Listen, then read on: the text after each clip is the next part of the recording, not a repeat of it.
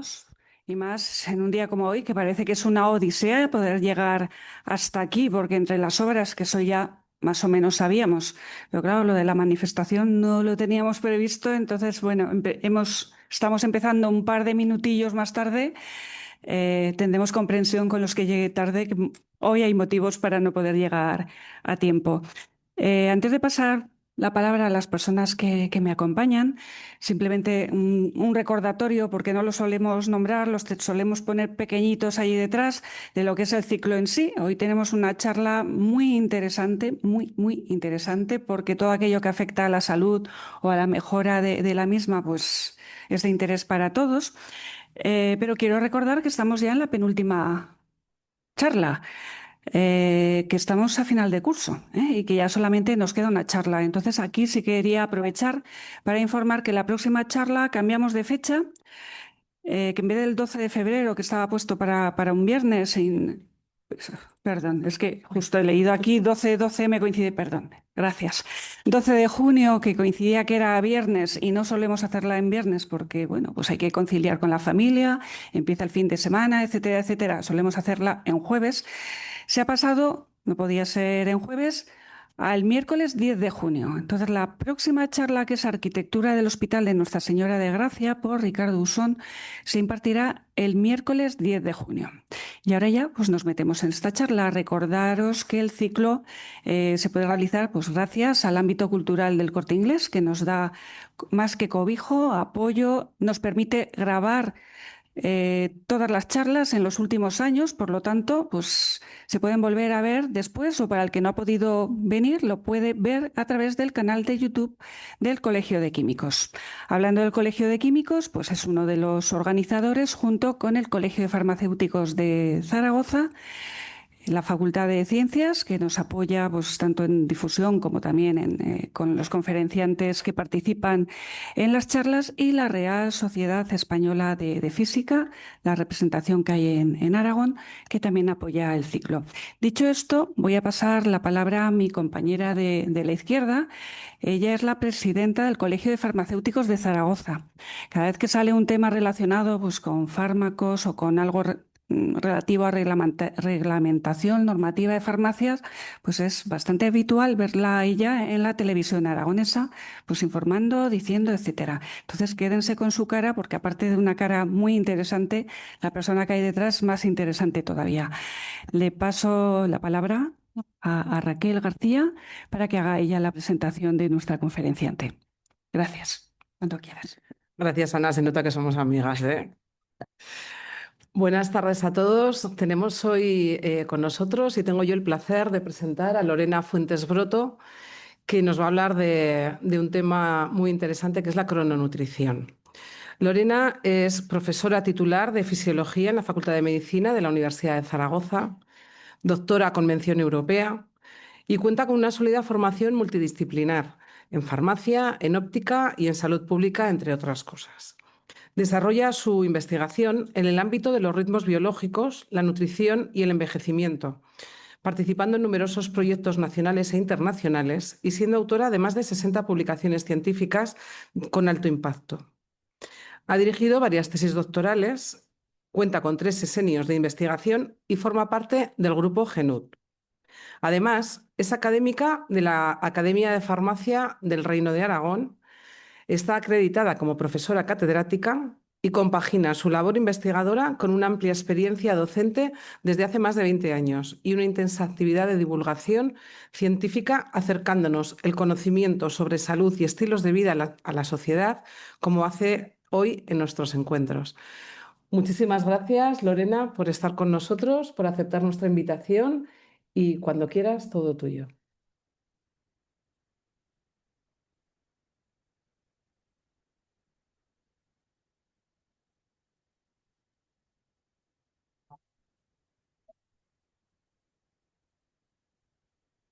Pues gracias a vosotros, al ámbito cultural del Corte Inglés por permitirlo, y al Colegio de Químicos y de Farmacéuticos por la organización y por invitarme. Yo, bueno, pues esta charla, como han comentado, es un poquito recopilatorio de mi línea de investigación. Entonces, bueno, yo voy a ir nombrando algunas cosas, algunos términos a lo mejor más científicos, pero luego al final unas recomendaciones, yo creo, más generales para aplicar en la realidad lo que vamos a ir viendo primero en fundamento científico y luego ya, pues, cómo se hace eso en el día a día.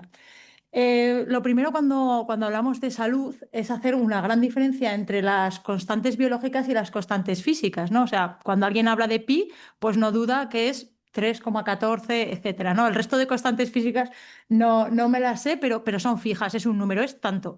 Sin embargo, cuando nos movemos en el mundo de la salud, pues frecuencia cardíaca, puedes tener una persona con 70, con 80 pulsaciones, con 120 en algún momento, y ese intervalo establecemos un rango de normalidad y normalmente pues es bastante amplio y luego ya si nos vamos pues ya podemos hablar de patologías. Pero el que no estemos exactamente a una glucemia de 80 no quiere decir que estemos en patología. Entonces hay que tener en cuenta que los parámetros, variables fisiológicas o constantes biológicas pues son eso, un rango donde van variando estos parámetros. Lo primero que se estudió era que esas variables se modificaban cuando había cambios externos, ¿no? Nosotros, por ejemplo, en nuestra casa, si hace frío fuera, el termómetro que puede que tengamos en el salón dice la temperatura del termostato y nosotros en el termostato, pues si hemos programado que queremos que la casa esté a tanto y el termómetro está más bajo, pues el termostato le manda la orden a la caldera de ponerse en marcha y aumentar la temperatura de la casa, ¿no? Para intentar regular dentro de ese intervalo de normalidad que nosotros le establecemos al termostato. Tenemos muy claro que esos mecanismos que nosotros en fisiología llamamos retrógrados, es decir, que se ponen en marcha después de que haya habido un estímulo, eh, son fáciles de entender, ¿no? Es lo primero que en fisiología se estudiaban. Entonces, por ejemplo, cuando hace mucho frío en el ambiente, los receptores que tenemos en la piel detectan esta bajada de temperatura y el centro termorregulador que tenemos en el hipotálamo dice, uy, me va a ir fuera de lo normal y eso puede ser perjudicial, voy a mandar a mis músculos a que titiriten o determinadas estrategias para aumentar la temperatura corporal e intentar volver esa variable al intervalo de normalidad. ¿Vale? Aquí en este caso el estímulo ha sido el cambio de la temperatura en el exterior y nuestra temperatura corporal ha cambiado alterada por ese estímulo, pero luego ha habido un proceso que ha conseguido volver a la normalidad a esa temperatura, ¿no? En este caso es un mecanismo que llamamos retrógrado, se ha puesto en marcha después del estímulo. Pero ya empezaron a haber estudios que hablaban de controles anterógrados, es decir, que las variables iban cambiando antes de que hubiera un estímulo externo, ¿vale? Claro, cuando hablamos del siglo XVIII, esto parecen que hay 30 años o sea, 20 y pico años de diferencia, pero en aquel momento pues la ciencia no se difundía tan rápido y no eran conocedores unos de otros de los avances tan rápidamente. Entonces, prácticamente fue simultáneo. Mayrand, que hizo un experimento en el que un tipo de planta que modifica la posición de las hojas durante el día y tiene distinta posición durante la noche. ¿Vale? Pues podías decir, bueno, porque puede ser porque sea retrógrado a que haya luz y cuando hay luz tiene las hojas de una forma y si no hay luz hay de otra. Pero su experimento fue meter la misma planta en una caja donde no había nada de luz y mirar cómo estaba esa planta en oscuridad. Y resulta que estando en oscuridad total seguía manteniendo el mismo ciclo. En las horas en las que fuera era de día, pero que en la caja no le llegaba nada de luz, las hojas tenían la presencia que habrían tenido en presencia de luz. Y sin embargo, durante la noche tenían otra forma, ¿vale? Entonces, incluso en oscuridad, las plantas tenían un ritmo biológico, que aunque no había factores externos, porque en la caja no estaba cambiando la luz, la planta seguía teniendo el ritmo. Luego Linneo, que es muy conocido en botánica por toda la determinación y por toda la clasificación que hizo de las plantas, una de las clasificaciones que hizo es que hay determinados tipos de plantas que florecen, o sea que la flor se abre, perdón, a distintas horas del día. ¿Vale? Entonces, conociendo qué flor es, pues puedes saber, pues si son las 2 de la tarde, estará este tipo de flor abierta. ¿Vale? Entonces, nos hizo lo que llamamos el reloj floral. Poder saber qué hora es en función de qué flor está abierta en cada momento del día, ¿vale? Y pues eran unos ritmos muy estables, que esas flores siempre en las mismas horas de luz solar tenían esa apertura de las flores. Ya en el siglo XX, un espeleólogo y científico, la primera vez que lo hizo estuvo 60 días metido en una cueva a muchísima profundidad. ¿Vale? En esta cueva, aquí la luz que vemos es artificial. Entonces, no había ni cambio de humedad, ni cambio de temperatura, ni por supuesto cambio de luz, ¿vale? O sea, todas las variables que podemos decir que en el exterior nos estarían modificando a nuestro organismo, ahí están totalmente constantes.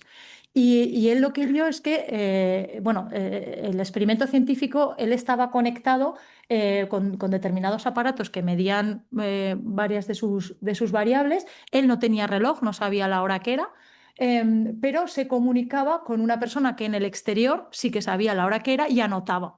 Entonces, pues Cifre le decía, me acabo de medir la presión arterial y mide tanto, o me acabo de tomar la temperatura y mide tanto. Él no sabía si era de día y de noche, pero la persona que estaba fuera anotaba, a tal hora del día ha medido tanto, a tal hora de tal. Y lo que demostró es que los ritmos biológicos, esas variaciones que veíamos en algunas de los parámetros que se han estudiado, es que son endógenos. Es decir, que a pesar de estar en un entorno, a pesar de estar en un entorno en que no había ningún cambio externo, el organismo seguía fluctuando, seguía habiendo picos de temperatura que a determinadas horas del día subía y en otros momentos del día bajaba, ¿vale? A pesar de que la temperatura era la misma en la cueva, ¿vale? Luego ya en este siglo, en el 2017, perdón, recibieron el premio Nobel Roswell, Young y Hall por la bioquímica del molecular de cómo se producen estos ritmos biológicos, ¿vale? Es un poco complejo y aquí está muy simplificado explicarlo, pero bueno, nos hacemos una idea de que hay unos genes que van a activar la transcripción de otros genes, ¿vale? Estos genes cuando se transcriben y forman proteínas, estas proteínas van a inhibir la actividad de los primeros, ¿vale?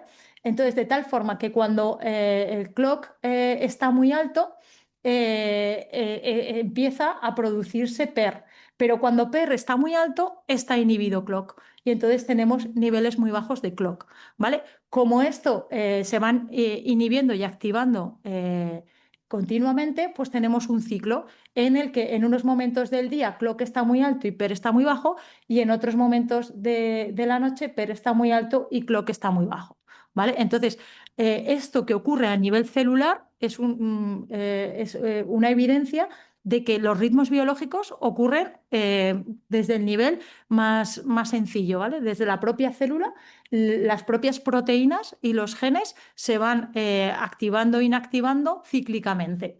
Y pues todo eso luego se va aumentando en complejidad hasta que tenemos pues la expresión en el organismo entero de distintas variables, ¿vale? A nivel de las especies nos es muy fácil identificarlo, ¿vale? Por ejemplo, la berrea que se produce en el otoño del hemisferio norte. ¿Para qué? Para estar bien sincronizado con que en el ambiente que será más propicio para las crías, que es primavera, nazcan esas crías, ¿vale? Entonces, los ritmos biológicos que en las especies también existen estacionales permiten pues, la reproducción en una estación que vaya a asegurar que la cría sea en una estación propicia, ¿vale? Entonces, esos ritmos biológicos nos permiten anticiparnos a esos cambios que va a haber después en el ambiente, ¿vale? A mí me gusta, y sobre todo luego que se lo he leído de nuevo a mis hijos, caes en la cuenta, ¿no? Pero en El Principito, cuando habla con el aviador, etcétera, hay un momento que le dice que tienes que venir todos los días a la misma hora, porque dices, si vienes en cualquier momento, entonces nunca sabré a qué hora prepararme. Y es bueno que haya ritos, ¿vale? Es bueno que yo sepa a qué hora vas a venir para estar preparado con antelación y que ya me vaya emocionando en ese momento, etcétera, ¿vale? Entonces, bueno, pues ya Saint-Exupéry ya, ya iba hablando de cronobiología, ¿no? De que yo voy a esperar a que haya un evento y para ese evento que todavía no ha llegado, mi cuerpo se va preparando. Es lo que ha dado a la ciencia que llamamos cronobiología, ¿vale? Cronos de tiempo y biología, pues del estudio de la vida, ¿no? De los ritmos biológicos. Entonces, por un lado, hemos visto que son ubicuos, ¿vale? Hemos visto en células, hemos visto en plantas, bueno, en casi todas las especies que se han buscado se han encontrado ritmos biológicos y a todos los niveles, ¿vale? Desde celular hasta especies. Hemos visto que son endógenos, como BioChifre en la cueva o como BioMinar en la planta metida en una caja oscura, ¿no? Que a pesar de que no haya cambios fuera, internamente va a seguir habiendo ritmo. Y lo que nos interesa mucho a nosotros hoy es que lo adecuado para que funcione todo bien es que estén sincronizados con el ambiente, ¿vale? Schifre lo que le ocurrió a los 60 días de estar en una cueva es que, aunque él seguía teniendo ritmos, los ritmos ya no eran de 24 horas, ¿vale? Cambió el periodo. Siguió teniendo subidas y bajadas, pero ya no se repetían cíclicamente cada 24 horas. Cambió la frecuencia de repetición. Entonces, lo interesante es que estén bien sincronizados con el ambiente. ¿Vale? Que estén esos ritmos que tenemos internos, que sean coherentes con el medio ambiente en el que vivimos, que por supuesto pues tiene cambios de luz y de oscuridad. ¿Vale? Aquí pongo un reloj con funciones que se sabe que van cambiando a lo largo del día. ¿Vale? Pues por la noche la mínima temperatura corporal, por la tarde se aumenta más la presión arterial. ¿Vale? Entonces todo eso hace la cronobiología. A nivel del día, pues nosotros a primeras horas de la mañana tenemos los picos de cortisol, ¿vale? No es que yo me haya levantado, me haya activado y se me haya empezado a liberar el cortisol, es que en los últimos momentos del sueño ya se empieza a producir el cortisol para que cuando yo me levante mi cuerpo esté activo y preparado para esa actividad.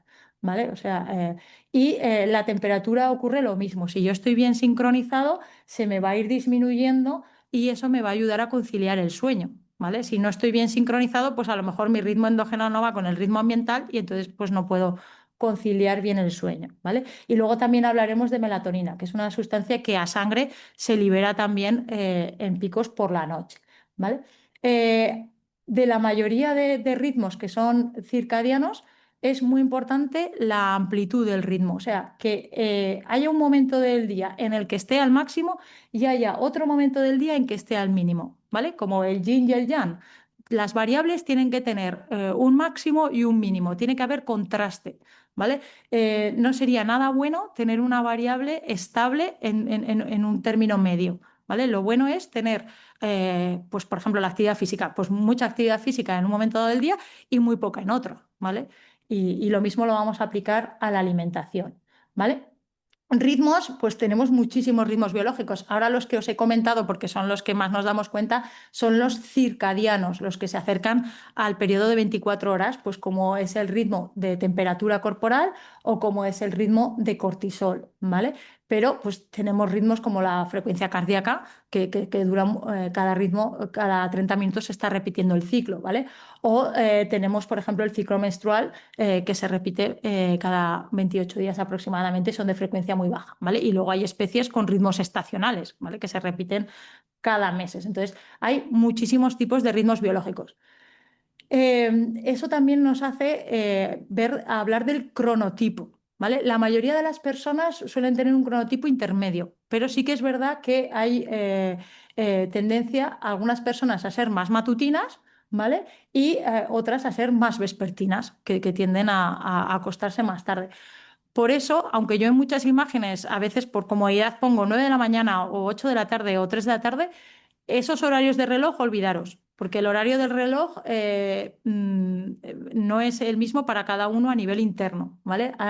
Lo adecuado es que cada uno nos miramos, por ejemplo, nuestra temperatura corporal y viendo, que es muy fácil, nosotros lo hacemos con los alumnos en medicina, viendo cuáles son tus valores de temperatura corporal, ves dónde tienes el máximo y dónde tienes el mínimo y sabes si estás pues, más adelantado o más retrasado a lo que es el horario a lo mejor social, ¿no?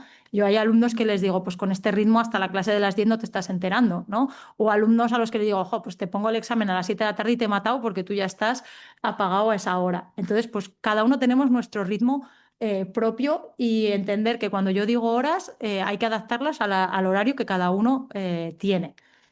Entonces, bueno, y luego otra cosa, aprovechando que estamos aquí en un poquito de divulgación, el tema del horario. El tema del horario, hace muchos años que se habla de dejar de cambiarlo Bueno, pues vino la pandemia y se retrasó, ahora se ha vuelto a dar una prórroga. Entonces, bueno, yo creo que en algún momento tendremos un poco de que reine un poco la coherencia, pero por ahora seguimos en España con el horario de Alemania y de Francia, ¿vale? Eso nos hace que en verano vamos 2 horas en diferencia con el horario del sol, ¿vale? Para que os hagáis una idea. Aquí está representando las barritas azules, lo que es la oscuridad, y las barritas amarillas, lo que sería el día. Y el rojo estaría representando pues, una jornada laboral activa de 9 a 5, ¿vale? Entonces, con el horario que tenemos ahora, bueno, pues sí que hay momentos que justo amanece y nos tenemos que ir a trabajar y momentos que salimos de trabajar y al poquito anochece, ¿vale? Claro, si nos quedamos con la hora de verano, porque claro, todo el mundo asocia esa hora de verano a la época estival, pero claro, es que la hora de verano, si la mantenemos durante todo el año sin cambiar, en invierno nos iríamos a trabajar a las 9 de la mañana en oscuridad, ¿vale? Entonces, esta hora no es nada recomendable. El consenso científico está en mantener sin cambio horario, porque el cambio horario es una locura cada vez que hay cambio, bueno, una locura, es un desajuste que tenemos que volver a sincronizar nuestro organismo con la nueva hora 2 veces al año y no hay necesidad. Hoy en día a nivel económico ya han visto que, bueno, que no es tanta el beneficio económico con lo que había a lo mejor antiguamente. Entonces, quitando el cambio horario, lo mejor sería quedarnos con el horario de invierno para todo el año. Entonces, pues sí que es verdad que cuando hay menos horas del sol, pues tendríamos menos tiempo de sol, pero eso nos pasa en cualquier momento, pero estaría más alineado nuestra franja social con lo que sería el horario solar, ¿vale? Entonces, pues bueno, la idea de consenso es quedarnos con el horario de invierno durante todo el año sin cambio horario. Y ese sería biológicamente pues, más encuadrado. También tendríamos horas, pero ya no estaríamos pues eso, a las 10 de la noche con luz, ¿no? Pues más consensual. Esta diapositiva que es un poco compleja, pero es la clave de esta charla, ¿vale? Entonces me voy a detener bastante. Todo esto que estamos hablando de los ritmos biológicos, ¿vale? El director de la orquesta, ¿vale? Está en el núcleo supraquiasmático del hipotálamo, ¿vale? En este punto de aquí. Ese es el director de orquesta, el que manda la señal al resto del organismo diciendo, ahora es hora de descansar, o ahora es hora de activarse, o ahora es hora de tal, ¿vale? Ese director de orquesta necesita unas partituras para ir sincronizado con el exterior, ¿no? Necesita unas señales de entrada que le digan qué es lo que está ocurriendo en el exterior para que esa música sea música y no sea ruido, ¿no? Para que sea todo sincronizado. La principal entrada es la luz, ¿vale? El ciclo de luz y oscuridad, eso no hay ninguna duda. Podríamos estar hablando una charla entera de lo importante que es exponerse a la luz natural por lo menos 1 hora al día durante el día y oscuridad o evitar a lo máximo posible la luz azul tras el atardecer, ¿vale? También otras entradas, otras fuentes de información para poner en hora al relojero, el relojero es el núcleo supraquiasmático, pues otras fuentes de información es la actividad física, el ejercicio que realiza. Claro, es mortal ponerte a hacer ejercicio a las 9 de la noche, ¿vale? Los horarios sociales y la alimentación, ¿vale? Estos tres, bueno, es porque en la imagen está aquí, pero no quiere decir que la alimentación sea menos importante, ¿eh? Es muy, muy importante los horarios de comida, ¿vale? También los momentos a los que comes están informando a tu relojero de cuál es el momento, la fase, si estás en fase de actividad, alimentación y luz o estás en fase de ayuno, descanso y oscuridad, ¿vale? Con esta información, el reloj, ya sabemos que hay mecanismos moleculares que explican que aunque no hubiera estas entradas, el reloj seguiría funcionando, lo que pasa que no estaría bien en hora, pero seguiría funcionando. Pero bueno, si está sincronizado con estas entradas, mucho mejor, pues manda a distintos órganos, por ejemplo, la glándula pineal, pues a liberar melatonina, etc. Y estas señales ponen en hora que lo ideal es que estén todos sincronizados a los relojes que hay a nivel de distintos órganos, ¿vale? a nivel del hígado, a nivel del tejido adiposo, a nivel del cardíaco, etc. Estos mecanismos moleculares se dan también en distintos órganos. Claro, sería una locura que el corazón estuviera en fase de activación cuando el hígado estuviera en fase de descanso, ¿vale? Lo ideal es que estos relojes periféricos estén sincronizados con el central y que el central esté sincronizado con el ambiente, ¿vale? Eso es cuando todo funciona como una orquesta, cuando sale música, ¿vale? Cuando el ritmo de sueño y vigilia está bien sincronizado, cuando mi actividad física, cuando los ritmos de las hormonas, la producción de esas hormonas, de ese cortisol, de esa melatonina, de esa leptina, de esa grelina, hay muchas hormonas implicadas en el metabolismo, están acordes a esa partitura y a lo que me está diciendo el director, ¿vale? Y pues eso, la actividad del aparato digestivo, etcétera. Entonces, si os dais cuenta, la charla de hoy, que es crononutrición, hemos empezado por la parte de crono, pero ya nos encontramos la alimentación en dos puntos. Uno, como fuente de información para decirle a mi organismo en qué momento del día estoy, pero otro también es que como va a haber cambios metabólicos, va a haber cambios en mi organismo, la alimentación va a ser, cómo se metabolizan los nutrientes va a ser distinto en función de cómo estén las variables de salida, ¿no? De cómo esté el reloj diciéndome qué hora es, ¿vale? Entonces, la alimentación es tanto entrada como se ve modificada por la salida de ese reloj, ¿vale? Por cómo está siendo nuestro ritmo. Con respecto al núcleo supraquiasmático y a melatonina, pues se sabe que la luz, sobre todo la de longitud azul, inhibe la producción de melatonina durante el día y por la noche no está inhibida y entonces se alcanzan picos máximos, ¿vale? Esos picos máximos van perdiéndose con la edad, ¿vale? Dentro de que hay muchísima variación de unas personas a otras, ¿vale? Entonces, a lo mejor con la misma edad hay personas que tienen más melatonina o menos producción de melatonina, ¿vale? Pero a nivel general, con la edad se va disminuyendo los picos de melatonina, ¿vale? El estrés, la cafeína, el tabaco y diversas patologías se ha demostrado que disminuyen la producción de melatonina. Y si disminuimos la producción de melatonina, estamos quitando una de las señales que ayudaba al resto del organismo a saber en qué momento del día estamos, ¿no? Estamos cortando la información entre el reloj central y los relojes periféricos. Entonces, pues podemos perder la sincronización, ¿vale?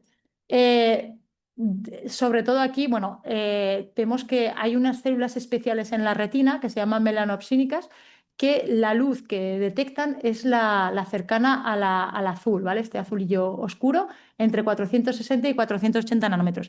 Este pico es el que inhibe la producción de melatonina, ¿vale? Entonces, por eso, cuando estamos en un ambiente más rojizo, pues es más calmado. Ahí no se nos está inhibiendo la producción de melatonina y podemos estar en fase de descanso. Sin embargo, cuando en una discoteca quieren que la gente se active, pues la luz es azulada, más hacia la actividad te da el azul porque te inhibe la producción de melatonina, ¿vale? Entonces, esto también nos daría para otra charla, cómo es muy importante respetar ese cambio de intensidades y de longitudes de onda de la luz que hay a lo largo del día, ¿vale? Hoy en día se intenta evitar una luz con la misma intensidad y con la misma longitud de onda a lo largo de todo el día, porque eso no informa de si sales de una oficina que estuviera solo con una luz artificial totalmente constante, desorientado, no sabes si es de día, si es por la tarde, etc. Y eso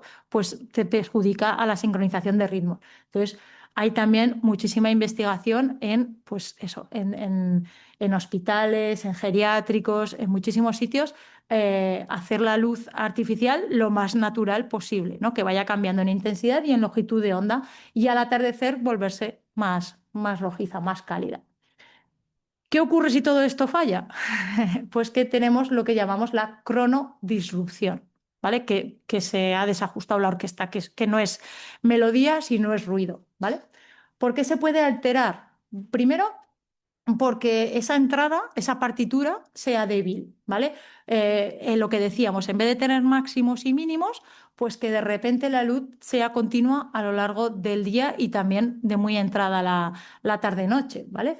o en el caso de la alimentación, que estemos picoteando durante muchas horas del día y también durante entrada a la noche, ¿vale? Eso no le dice cuándo es el yin y el yang, cuándo es el máximo y el mínimo, ¿vale? Otra cosa que puede suceder es que los sincronizadores, que hablábamos de la luz, del ejercicio, de la alimentación y de la actividad social, que estén en conflicto, ¿vale? Que sí, que yo a lo mejor respeto que por la tarde ya no tengo tanta exposición a la luz, pero si me pongo a comer a las 11 de la noche, tengo un sincronizador que es la luz en una fase y la alimentación en otra. Entonces el núcleo supraquiasmático dice, ¿qué hago? Cada uno me está diciendo una cosa, ¿vale? También las personas que tienen trabajos a turnos, que esos sincronizadores los van cambiando. De repente un día están expuestos a la luz en una hora, al día siguiente a otra. Eso es lo que decía el Principito, que necesito saber a qué hora vas a comer para que mi metabolismo, mis enzimas, mi todo estén preparados para esa ingesta. ¿Vale? Y luego ya metiéndonos un poco más en cosas muy, muy concretas, ya más bioquímica, sí que hay patologías hereditarias que están afectados esos genes reloj, esos genes que decíamos que producían los ritmos biológicos endógenos o que tienen desacoplamientos los osciladores periféricos del núcleo supraquiasmático porque se haya roto esa conexión de melatonina, etcétera, ¿vale? O que esté alterado esos niveles de melatonina, cortisol, pues por el estrés, que de repente me aumenta el cortisol por la tarde porque estoy más estresado, o la melatonina, pues que he estado expuesto a la luz y he tenido menos producción por la noche, ¿vale? Ya van a hacer ya más de casi 20 años, ¿no? Que se sabe que eso produce más riesgo de obesidad, el conjunto de síndrome metabólico, ¿no? De alteración de cómo las células responden a la glucemia, también cáncer, enfermedad cardiovascular, cambios de humor y enfermedades neurodegenerativas, ¿vale? Se ha asociado a la cronodisrupción, ¿vale? Bueno, esto es la misma diapositiva, pero con imágenes, ¿no? Hay genética que sabemos que hay alteraciones, mutaciones que producen cronodisrupción. Otro es lo que decíamos de sincronizadores que estén en conflicto, por ejemplo, una ingesta elevada por la noche en oscuridad o el cambio por turnos o el mantener un sincronizador durante toda la fase, tanto de día como de noche, pues no me permite diferenciar, ¿vale? Y entonces, pues produce ese mayor riesgo de enfermedades. Ya en el año 2007, en una revista científica muy importante, Critical Reviews in Oncogenesis, se hablaba de la cronodisrupción y el cáncer, ¿vale? O sea, ya desde el 2007 hablaban, pues eso, de que se ha perdido la noche, la oscuridad de la noche, y que eso puede tener muchísimas consecuencias para la salud. Vale, nosotros, como estamos con el tema de alimentación, pues me voy a centrar en la alimentación, ¿vale? Aquí, por ejemplo, tenemos de la Federación Internacional para Diabetes las guías de pues, qué comer, cuánto comer, ¿no? Ya adaptado a cada persona. Esto, por supuesto, que es súper importante respetarlo, ¿no? El conocer los alimentos, qué cantidad, qué tipo. Pero aparte de la cantidad de lo que yo como, que luego ya vencimos que no solo había que mirar las calorías, sino que había que mirar también la calidad de los alimentos, qué tipo de alimentos me estaban dando esas calorías. Pues ahora hay que dar un paso más y hay que ver en qué momento como esos alimentos, ¿vale? Y eso es muy importante, que todavía no se está reflejando en las guías de aplicación a los pacientes, ¿vale? Lo que hemos dicho, que la alimentación era una de las señales de entrada para que nuestro director de orquesta supiera en dónde estaba, ¿vale? Todo el organismo tiene que estar preparado para durante el día eh, favorecer la digestión y obtener energía de esos nutrientes, pero por la noche ese sistema digestivo tiene que estar preparado para desintoxicarse y para hacer otras funciones, ¿vale? La noche no es ausencia al revés, se hacen muchísimas funciones muy, muy importantes en la fase que llamamos de descanso o de oscuridad, ¿vale? Y son necesarias.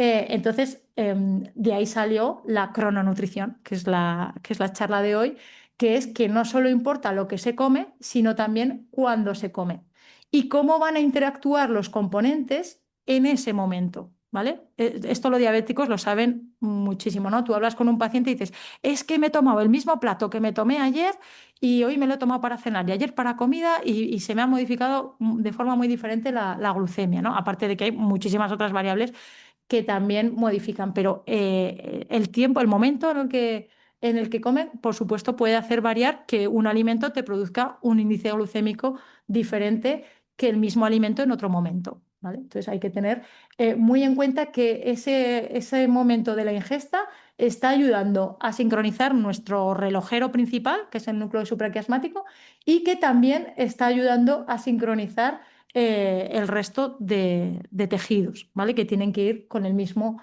horario, ¿vale? Voy a explicar muy poquito lo que es la nutrigenética, que se está conociendo también qué genes influyen en la respuesta a los nutrientes, ¿vale? Hay que tener en cuenta que la evolución, millones de años de evolución, era los genes ahorradores, ¿vale? Porque lo que era difícil era conseguir alimento y aquí el que sobrevivía era el que conseguía reservar y conseguir energía de esos nutrientes, almacenarla para momentos en los que no iba a tener acceso a la alimentación. Entonces, en la evolución, pues los genes que van ganando, digamos, son los que facilitan la supervivencia. Entonces, ahora tenemos una mayoría de la población que sus genes son ahorradores, pero que está expuesta a todo el nivel de comida que quiera, a poca actividad física, etc. Entonces, ahora, nuestros genes ahorradores de millones de años de evolución en nuestra sociedad, pues nos da el modelo del paciente de síndrome metabólico, ¿vale? De obesidad, etc. Entonces, los genes los tenemos, ¿vale? Entonces, aquí ya pues, se para la charla y decimos, ya no puedo hacer nada, ya tengo los genes que tengo y ya no puedo hacer nada. Bueno, sí que es verdad que distintos polimorfismos, bueno, se van viendo que tienen más dificultades para pérdida de peso, para mantener la actividad, etcétera. Pero afortunadamente no tardó mucho tiempo en aparecer otra ciencia que es la nutriepigenética. Y aquí entramos en cómo el ADN, ¿vale? Puede cambiar en función de nuestros hábitos, ¿vale? Entonces, por ejemplo, este gen reloj, el clock, que hemos dicho que era tan importante para los ritmos biológicos, si picamos con frecuencia, aumenta 12 veces más la metilación, ¿vale? Y entonces eso va a dificultar y va a generar cronodistrucción, ¿vale? Entonces, estas metilaciones, esta epigenética, se puede mover a nuestro favor modificando los hábitos y sobre todo también los horarios en el caso de la crononutrición, ¿vale? Entonces, eh, bueno, la genética predispone pero no condiciona, ¿vale? O sea, teniendo un determinado mutación, vas a tener un determinado metabolismo, pero con tus hábitos puedes corregir esos cambios, ¿vale? Y bueno, ahora lo que hemos dicho, todo esto vamos a aplicarlo a la realidad, ¿vale? Entonces, nos vamos a quedar siempre con el yin y el yang, ¿vale? Ay, aquí se me ha cortado, pero bueno, es rutinas horarias con contrastes, ¿vale? O sea, yo tengo que tener una rutina y además que en mi rutina haya máximos y mínimos, ¿vale? Entonces, pues sobre todo el contraste de luz natural, por lo menos una hora al día, y la oscuridad, evitar la luz azul. Claro, a lo mejor decís, bueno, es que me quita la luz azul en las pantallas y a mí me cuesta mucho irme a dormir. Ya, pero si te quitas la luz en la pantalla, pero estás chateando y estás con una actividad social o intelectual, etcétera, alta, es otro sincronizador que aunque no tengas la luz, pues tienes otro que te está alterando, ¿vale? El de la alimentación en una ventana de unas 12 horas y ayuno en otra ventana de 12 horas, que ahora está muy de moda con lo del ayuno intermitente, pero bueno, que esa ventana de ayuno sea coherente con la fase de los otros sincronizadores de oscuridad y con el reposo, ¿vale? Entonces vamos a centrarnos en esta parte de alimentación, ¿vale? ¿Qué se recomienda? ¿Vale? El desayuno no tiene por qué ser nada más levantarse, ¿vale? Aquí también la evolución pues, te hacía tener una cierta actividad antes de haber conseguido el alimento, ¿vale? Entonces, que nadie se vea forzado a comer cuando no tiene hambre, ¿vale? Pero bueno, en las primeras horas de la mañana que puedes haber hecho alguna cierta actividad es muy importante rico en carbohidratos, ¿vale? Que sí que sean complejos, ¿vale? Los azúcares simples, los refinados, no, porque esos me van a producir un pico muy alto y me van a generar seguido un pico de insulina y seguido una hipoglucemia que me va a volver a dar una sensación de hambre, ¿vale? Pero los hidratos de carbono complejos como los cereales integrales, etcétera, pues me va a ayudar a mantener esa mejor índice glucémico matutino estable, ¿vale? Que no haya picos de subidas y bajadas, ¿vale? Y la principal, cuando hacemos encuestas a pacientes y tal, lo que les falta en muchos es las proteínas, ¿vale? Las proteínas me aumentan mucho la saciedad y me van a activar, ¿vale? Van a ser precursores de catecolaminas y de distintas sustancias que me van a favorecer la actividad, ¿vale? Entonces, un desayuno que tendría que ser una ingesta calórica similar a la de la comida, ¿vale? Que eso también es muy importante, ¿vale? Que no tiene que ser muy ligero, ¿vale? ¿Por qué? Por lo que hemos dicho, ¿vale? La mayor tolerancia a la glucosa la vamos a tener durante el día, entonces los hidratos de carbono durante el día. Y luego la termogénesis es las calorías que se gastan simplemente por comer, ¿vale? Todo lo que yo tengo que poner en marcha del aparato digestivo requiere un gasto energético, ¿no? Que empiece a trabajar. Bueno, pues se gasta más energía comiendo durante el día, en primeras horas, y entonces, pues por eso tenemos que hacer en ese momento el desayuno más importante, ¿vale? Y me va a reducir me va a aumentar la saciedad, ¿vale? Me va a reducir la sensación de hambre, ¿vale? Está demostrado que cuando se comen más calorías, cuando es más copioso el desayuno que la cena, se controla mejor la pérdida de peso, los niveles de triglicéridos, glucosa y de insulina, ¿vale? Entonces, el desayuno tiene que ser más importante que la cena. El almuerzo, aquí pongo las 3 de la tarde y ya sabéis que las 3 de la tarde eso depende de cada uno, ¿vale? Pero sí que en lo que es la ventana en la que se va a comer, ¿vale? Desde que se hace la comida hasta que se hace la cena, el punto medio, pues antes de ese punto medio tiene que ser la comida, ¿vale? O sea, si yo desayuno a las 9 y ceno a las 8, entre medio hay 11 horas, pues la mitad, bueno, 5 y medio. Bueno, pues a las 2:30 tendría que ser mi comida, ¿vale? O sea, el almuerzo debería ser a la mitad de la ventana en la que yo estoy comiendo. Desde el desayuno hacia la cena, pues el almuerzo antes de esa mitad, más tarde no, ¿vale? Que si yo divido mi fase de ingesta en dos, el almuerzo me quede en la primera mitad, no me quede en la segunda mitad, ¿vale? Aquí también meteríamos proteínas, ¿vale? Las verduras y las hortalizas, los carbohidratos y las grasas, ¿vale? Aquí el almuerzo sí que sería de todos los macronutrientes equilibrados, ¿vale? Aquí por eso metemos más proteínas de carne y de pescado, ¿vale? Porque aquí es cuando tenemos mejor las enzimas digestivas, cuando se va a digerir mejor la grasa, cuando se va a digerir mejor la proteína, ¿vale? Entonces, pues lo que tomamos en la hora de la comida es lo que más fácilmente digerimos. La cena, todos tenemos claro que una cena con mucha grasa y mucha proteína, eso, la digestión se alarga muchísimo y se dificulta el sueño, ¿vale? Y lo que os digo, hacer la comida en la primera media ventana de la alimentación se ha asociado con mejor intervención dietética, ¿vale? Con que se mantiene mejor el peso, ¿vale? Y la cena temprano. Esto en España lo llevamos un poco mal, pero es lo que tendríamos que hacer. Una cena ligera, mucho menor que el desayuno, que la comida y menor que el desayuno, si puede ser, ¿vale?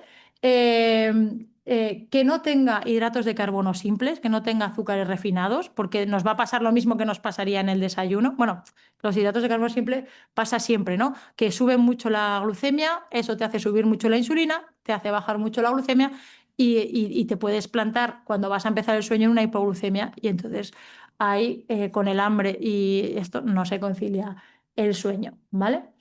Y evitar las comidas con mucha grasa, por lo que decíamos de la digestión, ¿vale?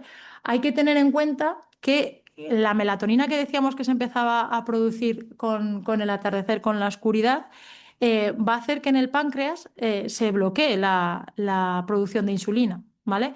Entonces, si yo tomo muchos hidratos de carbono en la cena y me sube mucho la glucemia y mi melatonina está empezando a producirse y me choca la reciente ingesta con el inicio de la producción de melatonina, pues voy a tener una peor tolerancia a la glucosa, ¿vale? Esa glucosa no va a poder entrar en las células porque no hay insulina y se me va a mantener en sangre. Y voy a tener durante toda la noche una glucemia muy elevada, que eso es horrible para todas las consecuencias de la diabetes o de la prediabetes, ¿vale? Entonces, la secreción de insulina y su sensibilidad están reducidas por la propia melatonina y por el propio ritmo, ¿vale? Y de nuevo también la oxidación de las grasas es menor durante la noche, ¿vale? Entonces, si comemos muchas grasas por la noche, se va a favorecer que se oxiden esas grasas, o sea, perdón, que se almacenen. Como no se van a oxidar, como no se van a consumir, se van a almacenar, ¿vale? Entonces, pues grasas vamos a intentar evitarlas porque las grasas que me cene son las grasas que almaceno, ¿vale? Si me lo tomo en la comida, en mi actividad de la tarde las he podido quemar, pero si me las tomo en la cena, son almacenamiento, ¿vale? Y luego ya para terminar, sustancias que a lo mejor ya pues, todos conocemos, pero hay que evitar pues, el café, el té, el cacao, que llevan metilsantinas, ¿vale? Que nos activan. Estas, si se quieren tomar, se tienen que tomar en primeras horas del día, que no es necesario, pero sí es adecuado, ¿vale? Los quesos que tienen también aminas biógenas son también activadores, ¿vale? Entonces, evitar por la noche, los huevos por la noche dificultan el sueño, ¿vale? Los diuréticos simplemente por el hecho de que si te vas a tener que levantar en mitad de la noche, pues te van a dificultar el sueño, ¿vale? No es nada metabólico, sino es simplemente si te van a facilitar la micción por la noche, pues van a dificultar el sueño, ¿vale? Igual que la flatulencia o los picantes, ¿vale? Eso es más de incomodidad, ¿vale? Y que sí que facilitan el sueño, hidratos de carbono, ¿vale? Los cereales, ¿vale?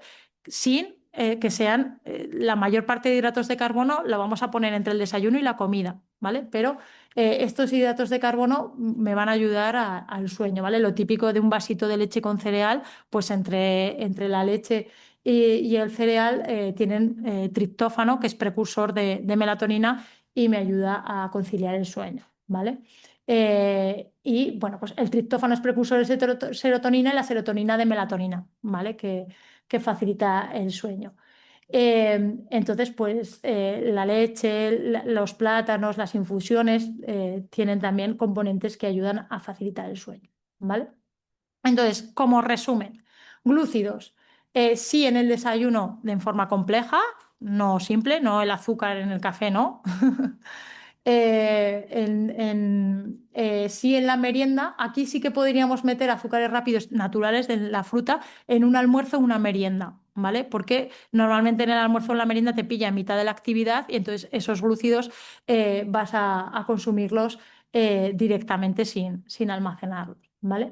Y en la cena mínimos, ¿vale? Porque se va a chocar el aumento de glucemia con el aumento de producción de melatonina y no queremos esa intolerancia a la glucemia. Los lípidos sí en el desayuno, que va a ser mejor porque se van a oxidar más, ¿vale? Y me van a ser fuente de energía para todo el día. Y no en la cena, ¿vale? Porque los huevos, etcétera, me van a dificultar el sueño.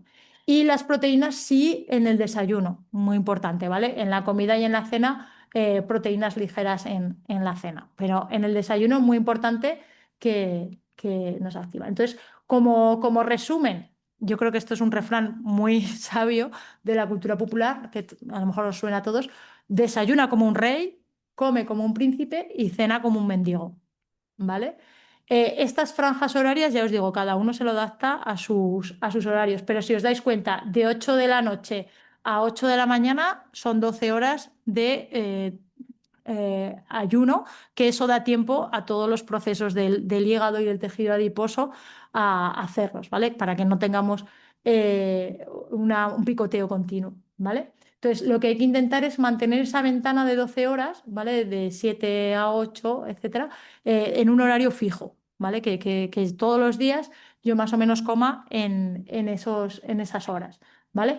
Lo que os he dicho, el desayuno y el almuerzo, que sean parecidos en aporte de calorías Si queremos hacer una media mañana y una merienda, pueden ser de hidratos de carbono que en ese momento vaya a consumir, ¿vale? Y la cena, pues intentando reducir grasas, ¿vale?